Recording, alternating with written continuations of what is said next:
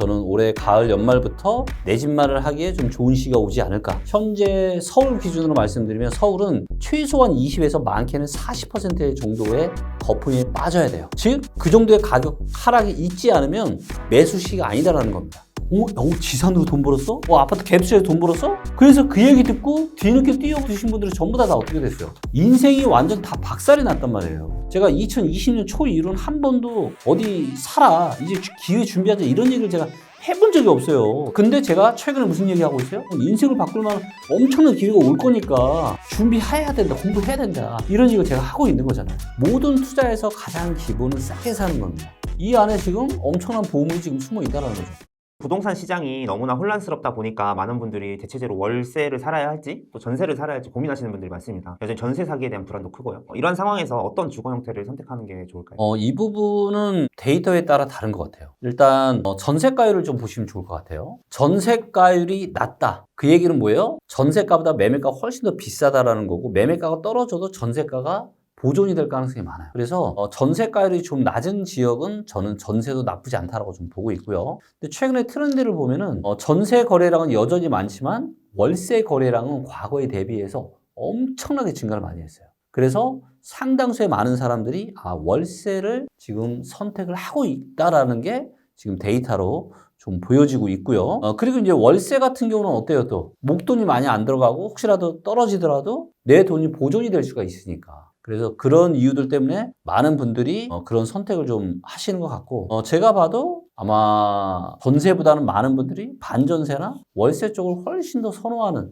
그쪽 방향으로 계속 흘러가지 않을까, 그렇게 좀 보고 있어요. 하지만 입주 폭탄 때문에 또 가격이 급락한 곳들이 있거든요. 전세 가격이. 그런 데는 또 전세를 살아야죠. 이건 또 다 지역마다 너무 다릅니다. 왜냐하면 지역마다 입주 물량이 이런 게 다르니까. 예를 들면 인천이나 이런 데는 전세 살아도 괜찮죠. 월세는 돈이 아깝고 전세는 위험해 보이고 그런 와중에 집값이 계속 떨어지고 있다는 얘기가 들려서 사람들이 집을 사야 되나? 고민하시는 분들이 있습니다. 물론 계속 비싸다고 말씀하셨지만 내 집 마련하기에 적정한 시기는 언제일까요? 적정한 시기는 이제 지역마다 다를 텐데 올해부터 기회가 올 거예요. 올해부터. 그래서 저는 올해 가을 연말부터 일부 지역은 저는 좋은 기회가 올 거라고 좀 보고 있고요. 아마도 25년, 좀 늦으면 26년 정도는 되어야 내 집 마련을 하기에 좀 좋은 시기가 오지 않을까. 그래서 현재 서울 기준으로 말씀드리면 서울은 최소한 20에서 많게는 40% 정도의 거품이 빠져야 돼요. 네. 즉, 그 정도의 가격 하락이 있지 않으면 매수 시기가 아니다라는 겁니다. 그리고 그런 것들을 판단하실 때 제일 좋은 거는 주택 구매력 지수가 좋아요. 자, 예를 들어서 여기 이제 엑스퍼트 분석을 들어가시면 여기서 이제 시도 분석이나 시군구 분석을 다 할 수가 있거든요. 혹시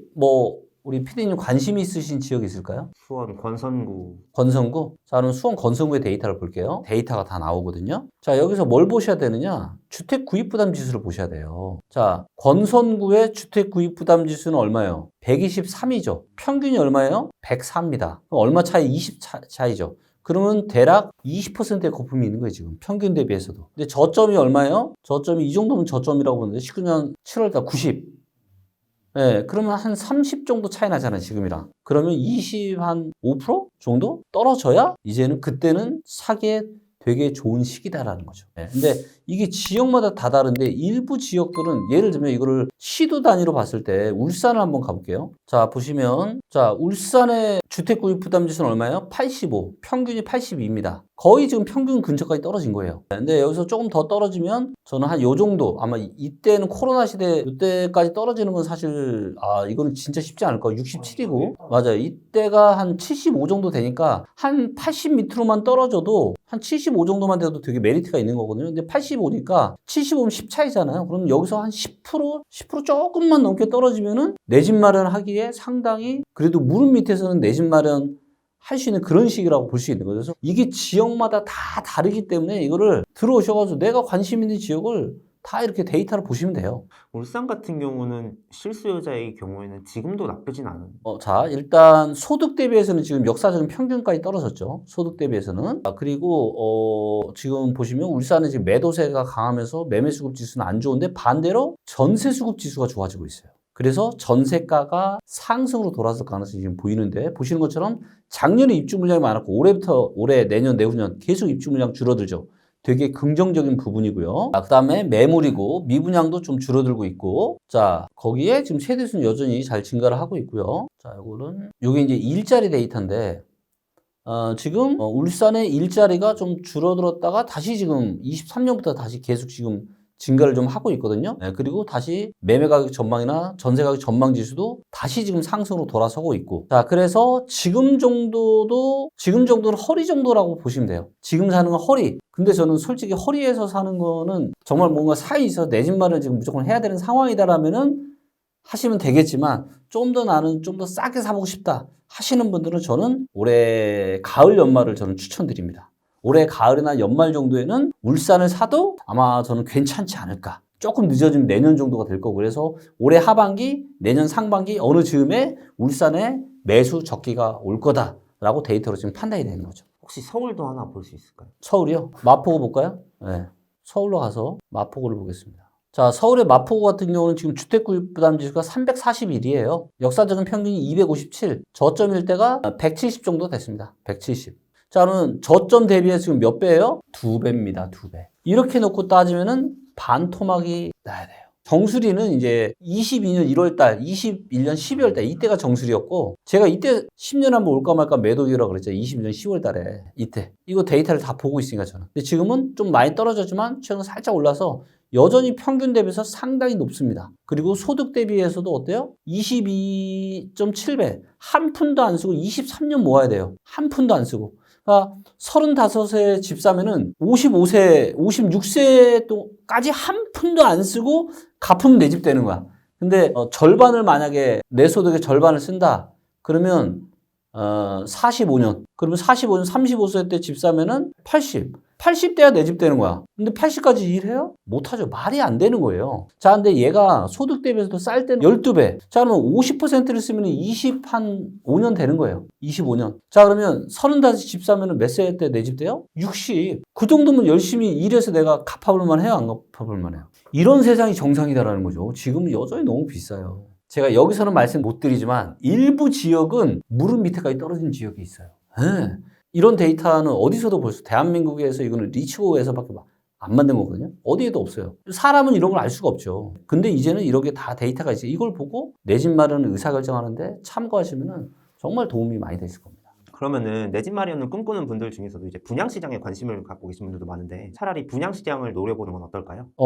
괜찮습니다. 전제 조건은 두 가지예요. 제가 항상 분양 관련해서 말씀드리지만, 첫째는 뭐냐? 첫째는 주변에 구축이 많은데 신축에 대한 희소성이 있는 지역들. 그리고 분양가가 주변 시세 대비, 주변에 비슷한 그쪽의 대장 아파트 대비해서 시세가 한 15에서 20% 정도 싼 데면 너무 좋죠. 자, 그래서 이것도 데이터로 다 볼 수가 있습니다. 자, 여기 보시면 여기에 분위라고 하는 게 있는데, 분위. 자, 여기서 연식으로 가볼게요. 연식. 자, 그러면 지금 대한민국의 모든 아파트의 연식과 세대수 크기가 다 나옵니다. 그래서 원이 클수록 대단지 아파트고요. 자, 여기 보시면 나와 있죠. 1분위 5년 이하. 그러니까 5년 이하의 신축은 빨간색, 그 다음 10년 이하의 준신축은 파란색, 그 다음에 20년 이하 좀 오래된 아파트는 이게 갈색, 그 다음에 20년 이상 된 아주 오래된 아파트는 회색.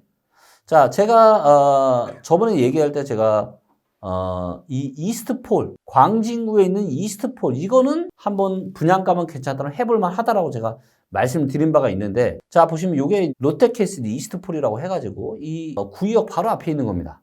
예. 자, 그런데 이 주변에 어떤 색깔이 많아요? 회색. 회색은 20년 이상 된 아파트들입니다. 그러니까 주변에 한강변인데 전부 다 20년 된 아파트밖에 없어요. 그나마 5년 이하는 요거 롯데캐슬, 그 다음에 이거 근데 세대수가 별로 크지가 않죠. 다 500세대가 안 되는 겁니다. 근데 여기 이스트폴은 얼마예요? 1000세대가 넘습니다. 대단지에 지하철역 바로 앞에 한강도 보이고 중고층은 여기 한강 다 보이는 뷰거든요. 네. 그러니까 이런 거는 분양가만 주변 시세 대비 메리트가 있다면 받을만 하다라는 거죠. 그래서 여기 분위에 연칙에 들어가셔서 내가 분양받는 거, 그러니까 여기 보면은 원이 초록색이 있거든요. 초록색 이런 거? 이런 게 이제 아직 입주가 안 한, 앞으로 입주할 아파트인 거예요. 네. 얘도 딱 봐도 주변은 어때요? 오래된 아파트밖에 없잖아요. 네. 근데 얘 같은 경우는 어때요? 얘는 지금 여기 5년차 이하가 하나 둘 셋 네 개나 있는데 새 아파트도 하나 둘 셋 네 개나 들어서 이런 데들은 신축에 대한 희소성이 별로 없는 거죠. 네. 그래서 이제는 그냥 한눈에 데이터로 그냥 다 이런 것까지 파악을 할 수 있게 만들어놨기 때문에 사실 너무 좋은 세상이죠. 이거 보세요. 여기 또 있는데, 자, 얘 보세요. 자, 제가 이제 저한테 이제 배웠죠. 어떻게 해석하는지 배웠죠. 자, 이 아파트, 영등포, 자이, 디그니티.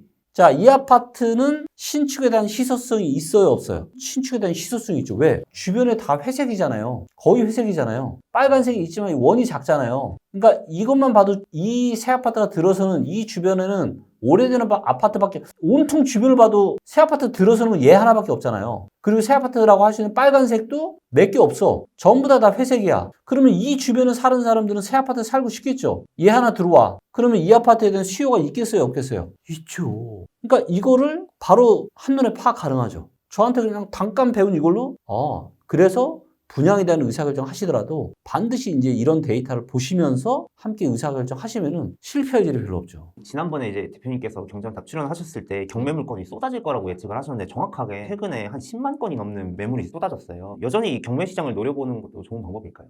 여전히가 아니고요. 유일합니다. 자, 부동산 투자에는 여러 가지 방법들이 있습니다. 여러 가지 방법이 있어요.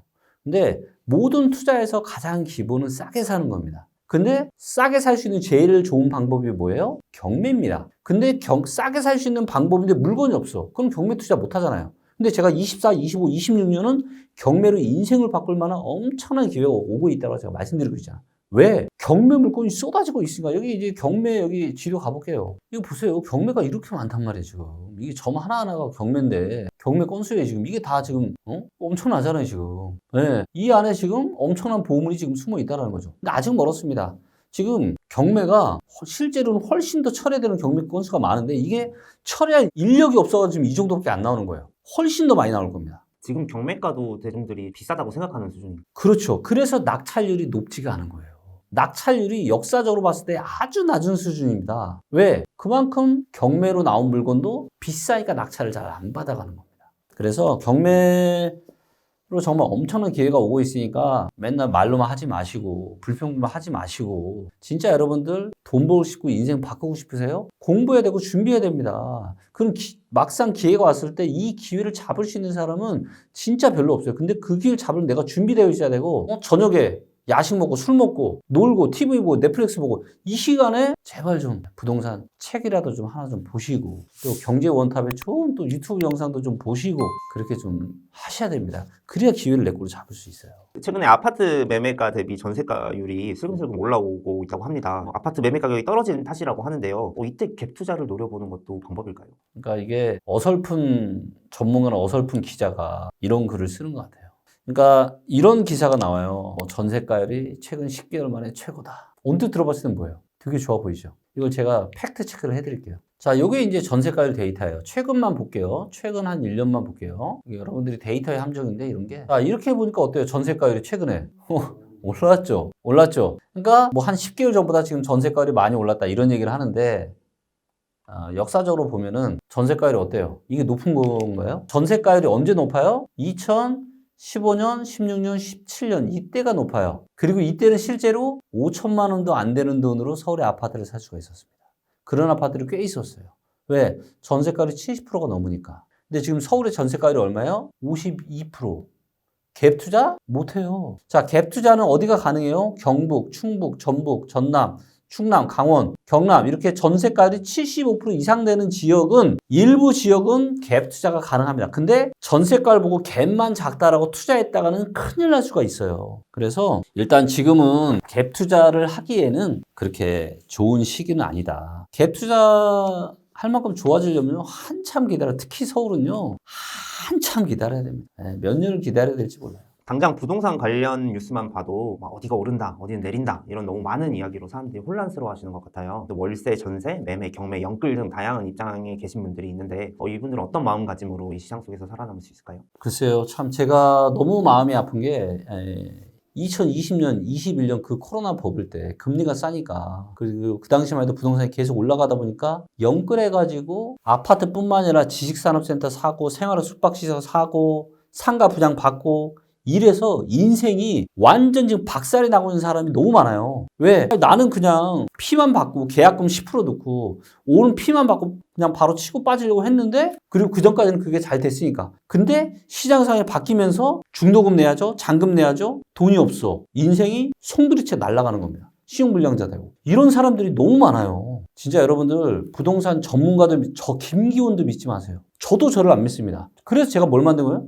그래서 저는 데이터를 만든 거예요. 왜? 내가 아무리 수없이 많은 부동산 전문가들 강의 듣고 다 들어보고 그들의 실체를 봤지만 물론 정말로 실력 훌륭하시고 좋은 분들 너무 많아요. 하지만 그들은 타이밍의 전문가가 아니에요. 언제 사고 언제 팔아야 될지를 아는 분들은 아니라고요. 그냥 해당 경매의 전문가, 지역 분석의 전문가, 재개발 재건축 전문가, 해당 분야의 전문가지 타이밍의 전문가는 아니더라고요.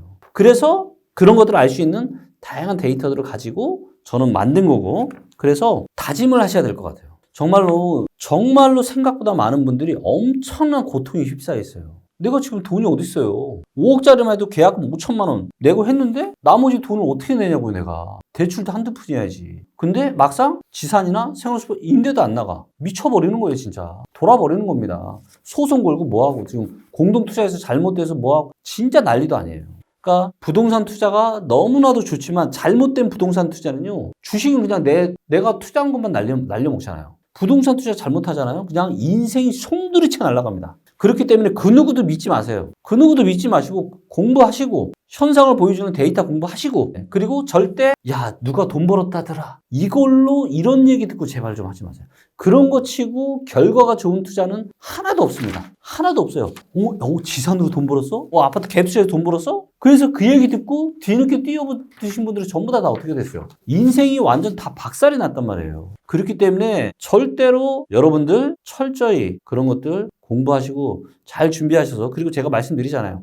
제가 2020년 초 이후로는 한 번도 어디 사라 이제 기회 준비하자 이런 얘기를 제가 해본 적이 없어요. 저도 너무나도 하고 싶은데 부동산 시장이 좀 살아나야 그래야 리츠코도 많이 쓰고 할 거 아니에요. 안 그러겠어요? 솔직히 제 입장에서는. 근데 아닌 걸 기다라고 할 수는 없잖아요. 그래서 근데 제가 최근에 무슨 얘기하고 있어요? 24년, 25년, 26년 인생을 바꿀 만한 엄청난 기회가 올 거니까 준비해야 된다. 공부해야 된다. 이런 얘기를 제가 하고 있는 거잖아요. 그렇기 때문에 여러분들 과거는 과거예요. 아무리 내가 힘들고 어려운 고통이 있더라도 이거 다시 극복할 수 있습니다. 그리고 그 극복할 수 있을 만한 좋은 기회가 다가오고 있습니다. 그리고 그걸 잡으려면 공부해야 되고 준비되어 있어야 되고 그렇기 때문에 정말로 처절하게 고3의 심정으로 돌아가서 잠도 안 자고 공부하잖아요. 그렇게 해서 정말 좋은 기회 꼭 잡으시는 여러분 되시기를 진심으로 응원합니다.